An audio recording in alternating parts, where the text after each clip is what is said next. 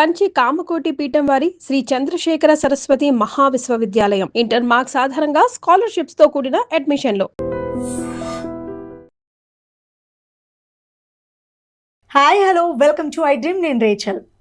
అయితే America Iran యుద్ధ నేపథ్యంలో గోల్డ్ రేటు భారీగా పెరుగుతున్నాయి అని అందరం వింటూ ఉన్నాము. బంగారం భగభగలు అని పేపర్లో చూసినప్పుడల్లా గోల్డ్ కొనాలా వద్దా ఇదే డౌట్ ఉంది కదా. కొంతమంది గోల్డ్ రేట్ తగ్గుతుందంటున్నారు, మరి కొంతమంది పెరుగుతుందంటున్నారు. ఏం చేయాలి, వెయిట్ చేద్దాము అని చాలామంది కొనకుండానే ఉండిపోతున్నారు. అసలు సిచ్యువేషన్ ఎలా ఉంటుంది ఏంటి అనేది ఎవరికి తెలియదు. బట్ ఈరోజు మాత్రం నేను మీకు కొంత క్లారిటీ ఇవ్వడానికి ట్రై చేస్తాను. ఇరాన్ అమెరికా యుద్ధ నేపథ్యంలో మరి ఈ ఎఫెక్ట్ గోల్డ్ పైన ప్రభావం చూపుతుందని మనందరికీ తెలుసు. అది ఎంతవరకు చూపుతుంది, నిజంగా మనం అనుకున్నట్లు ఎక్స్పెక్ట్ చేసినంత గోల్డ్ రేట్ తగ్గుతుందా, లేదంటే పెరుగుతుంటే ఎంత పెరుగుతుంది, మరి ఇంట్లో ఉండే మహిళలు గోల్డ్ మీద ఇన్వెస్ట్ చేసే వాళ్ళు ఏం చేయాలి అనే డౌట్స్ని క్లారిఫై చేయడానికి ఇవాళ మనతో పాటు ఉన్నారు స్టాక్ మార్కెట్ అనలిస్ట్ శ్రీరామచంద్రమూర్తి గారు మనతో పాటు ఉన్నారు. వారితో మాట్లాడదాం. నమస్తే అండి. నమస్తే అండి. ఇరాన్ అమెరికా యుద్ధ నేపథ్యంలో అసలు ప్రతి ఒక్కరూ అనేక రంగాల్లో సఫర్ అవుతూ ఉన్నారు. సో స్టాక్ మార్కెట్లు అయితేనేమి, ఇంధన సరఫరా, రవాణా సరఫరా పైన కూడా ఎఫెక్ట్ పడింది. ప్రతి రంగంలో కూడా రేట్లు పెరుగుదల చూస్తూ ఉన్నాము. మరి ముఖ్యంగా ఇప్పుడు బంగారం విషయానికి వద్దాము. సో బంగారం గురించి డిస్కస్ చేసుకుందాం. గోల్డ్ రేట్ ఈ రోజు ఏ విధంగా ఉంది, ఇప్పుడున్న సిచ్యువేషన్లో గోల్డ్ కొనొచ్చా లేదా? ఫస్ట్ చాలా స్ట్రైట్ ఫార్వర్డ్ క్వశ్చన్ అడిగారు మేడం. యాక్చువల్గా గోల్డ్ ఇప్పుడు ప్రజెంట్ వచ్చి 1,50,000 ప్రజెంట్ M6 రేట్లో ఉంది. అలాగే గోల్డ్ ఇంటర్నేషనల్గా చూసుకుంటే 4,800 ఆ రేంజ్లో ఉంది. గత 1 మంత్ నుంచి కూడా గోల్డ్ 1,35,000 నుంచి 1,55,000, 57 మధ్యలో ఉంది. మనం బాగా రేటు జనవరిలో చూసాము, గోల్డ్ 1,80,000 దాకా వెళ్ళింది. అక్కడి నుంచి మార్చిలో ఏమైందంటే 1,25,000-30 దాకా వచ్చింది. సో ఇప్పుడు ఇక్కడ బాగా రేంజ్లో ఉంది. ఇంటర్నేషనల్ దీనికి మేజర్ రీజన్ ఏంటంటే ఈ క్రూడ్ $100 అబోవ్ వెళ్ళిపోవడంతో ఈ క్రూడ్ అందరూ కూడా కొనాలంటే డాలర్స్తోనే కొనాల్సి వస్తుంది. సో ఇప్పుడు ఎప్పుడైతే డాలర్స్ ఇన్వాల్వ్ అవుతున్నాయో, ఎక్కువ డాలర్స్ కొంటున్నారో ఆటోమేటిక్గా గోల్డ్ ఏమవుతుందంటే డాలర్ ఇండెక్స్ పెరుగుతుంది, గోల్డ్ వాల్యూ తగ్గుతుంది. అంటే ఎవరు కూడా మెయిన్ క్రూడ్ నీడెడ్ కాబట్టి ఎక్కువ మంది ప్రిఫర్ అయ్యేది. కంట్రీస్ కానీ, బ్యాంక్స్ కానీ, ఇన్స్టిట్యూషన్స్ కానీ అన్నీ కూడా మేజర్గా క్రూడ్కి ఎక్కువ ప్రయారిటీ ఇస్తున్నారు. సో కాబట్టి ఏంటంటే గోల్డ్ రేంజ్లో వచ్చింది. అలానే గోల్డ్ ఏమైందంటే మనం అనుకున్నట్టు 1,20,000 లేకపోతే ₹1,00,000 వస్తుందేమో అని. అసలు అలా కాదు. కొన్ని సోషల్ ప్లాట్ఫామ్స్లో అయితే 80,000, 90,000 మళ్ళీ వచ్చేస్తుంది, యుద్ధ ప్రభావం తగ్గిపోతే చాలు అని ఇలాంటి వదంతులు కూడా వస్తున్నప్పుడు సహజంగానే అలాంటి ఆడవాళ్ళు అరే వెయిట్ చేద్దాము, కొనడం ఎందుకు, ఈ మెంటాలిటీతో ఉంటాము. అసలు ఆఫర్ అంటేనే పడి వస్తాము మేము. ఇది ఎప్పుడు వచ్చిందంటే దుబాయ్లో బాంబులు వేయటం వల్ల, దుబాయ్లో మేజర్గా గోల్డ్ కొంటాం ఆపేశారంటం వల్ల బాగా దుబాయ్ ఎఫెక్ట్ వల్ల మనకి బాగా తగ్గిపోయింది అనుకున్నారు. మళ్ళీ దుబాయ్ రిస్టోర్ అయిపోయింది. నిజంగా అది కంటిన్యూ అయితే, వార్ కంటిన్యూ అయితే మీరు అన్నట్టు కొంచెం తగ్గేదే. అయితే ఇప్పుడు గోల్డ్ ఏమవుతుందంటే ఇంటర్నేషనల్గా $4,500 దగ్గర స్టెబిలిటీ వచ్చేసింది. దీనికి రీజన్ ఏంటంటే, ఇది ఎందుకు జరగదు అనేది నేను చెప్పడానికి రీజన్ ఏంటంటే, మీ లేడీస్తో పాటే బ్యాంక్స్ కూడా కొన్నాయి గోల్డ్. సో ప్రతి కంట్రీ బ్యాంక్స్ కొన్నాయి. ఎస్. సో అందుకని గోల్డ్ యాక్చువల్గా పెరిగింది. మామూలుగా మన ఇండియన్ మహిళలు కొంటే మామూలుగా ఎప్పటి నుంచో కొంటున్నారు, ఎక్కువ పెరగలేదు వాళ్ళదే. 1 ఇయర్లో ఇప్పుడు ఏమైందంటే, ఇప్పుడు 80,000 నుంచి 1,50,000, 1,40,000 వచ్చిందంటే major reason banks, central banks అన్ని కంట్రీస్, మెయిన్ చైనా కానీ, జపాన్ కానీ, ఇండియా కానీ కొన్నాయి.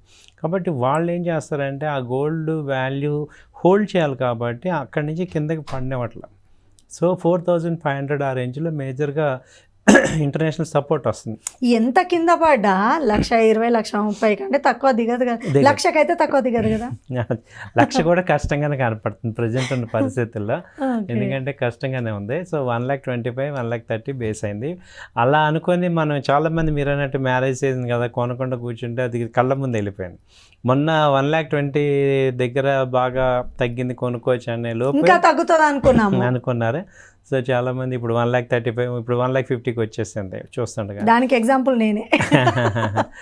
అంతే జనరల్గా అనుకుంటామండి ఇప్పుడు. ఎందుకంటే అలా ఉంది పరిస్థితి. ఒక్కోసారి మనకి ఇది ఇంకా తగ్గుతుందేమో అన్నట్టుగా ఉంటుంది కదా. ఎందుకంటే మనం 80,000 చూసిన వాళ్ళం ఈ రేట్లో కొనలేము.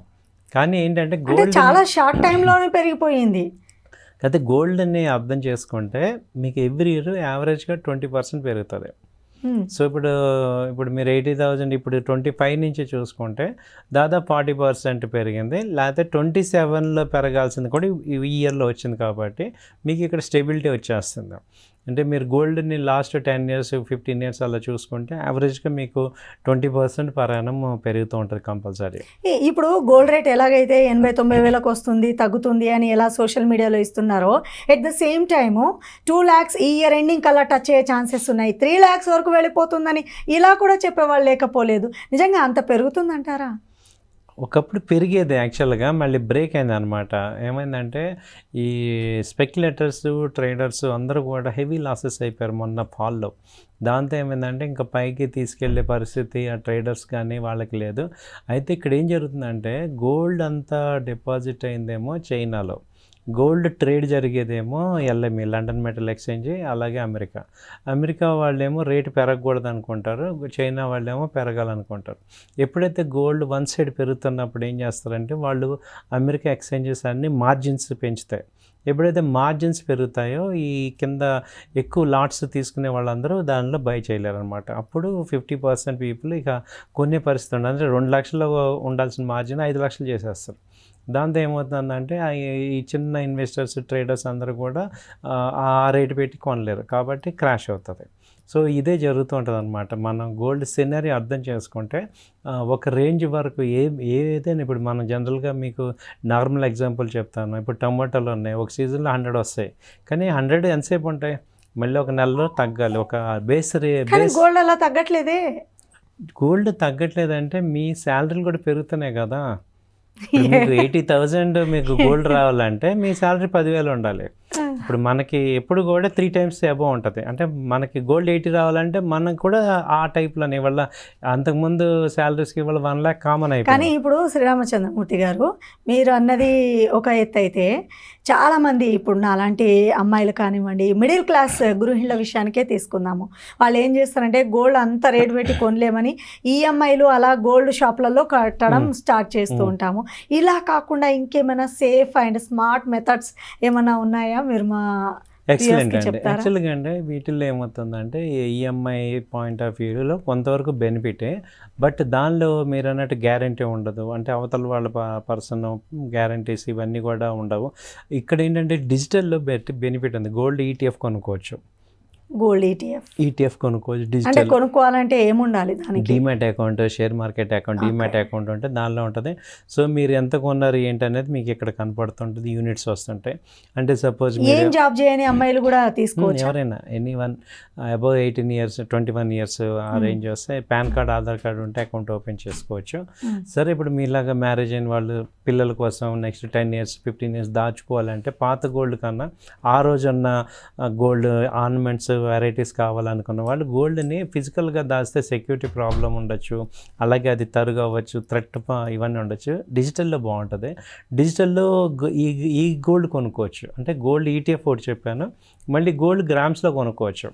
సో మీరు 1 gram 2 grams అలా కొనుక్కోవచ్చు. ఏది ఎక్కువ బెనిఫిట్ అండి? డిపెండ్స్ మీ యొక్క థాట్ ప్రాసెస్ని బట్టి. మీరు సపోజ్ నేను షార్ట్ టర్మ్ ఇన్వెస్ట్మెంట్ ETFలో చేస్తాను అన్నప్పుడు ఏంటంటే ఎక్స్పెన్సెస్ రేషియోస్ ఇవన్నీ ఎక్కువ, మీ ఖర్చు ఎక్కువ ఉండదు. సో ఇప్పుడు మీ దగ్గర 500 ఉన్న 1000 రూపాయలన్నా కొనుక్కోవచ్చు. సో అలా ఇప్పుడు మీరు అన్నట్టు గోల్డ్ కాయిన్స్ కొనాలి అని అనుకుందాం అనుకోండి. సో ఇప్పుడు దానికి కూడా GST ఉంటుంది, దానికి కూడా అన్ని రకాల డిజిటల్గా ఉండదు, ఫిజికల్గా ఉంటుంది. ఫిజికల్గా ఉంటే ఉంటుంది ఇది, డిజిటల్లో ఏమీ ఉండదు. కాబట్టి మీకు డిజిటల్లో కొనటం వల్ల అడ్వాంటేజ్ ఏంటంటే pure normal selling buying charges ఉంటాయి తప్ప GST ఇవన్నీ తక్కువ ఉంటాయి, బాగా ఫిజికల్గా ఎక్కువ ఉంటాయి. అయితే ఫిజికల్ అడ్వాంటేజ్ ఏంటి అంటే ఇప్పుడు బిస్కెట్ రూపంలో కానీ లేకపోతే కాయిన్స్ రూపంలో కొనుక్కుంటే మన కళ్ళ ముందు చాలామంది ఏంటంటే గోల్డ్ ఇప్పుడు బయట ఎక్కడో మనకి ఉండదు కదా, లేడీస్ అందరికీ మీరు అన్నట్టు భయం ఉంటుంది కాబట్టి ఇంట్లో పెట్టుకోవచ్చు, ఏది బిస్కెట్ కానీ వీటిలో.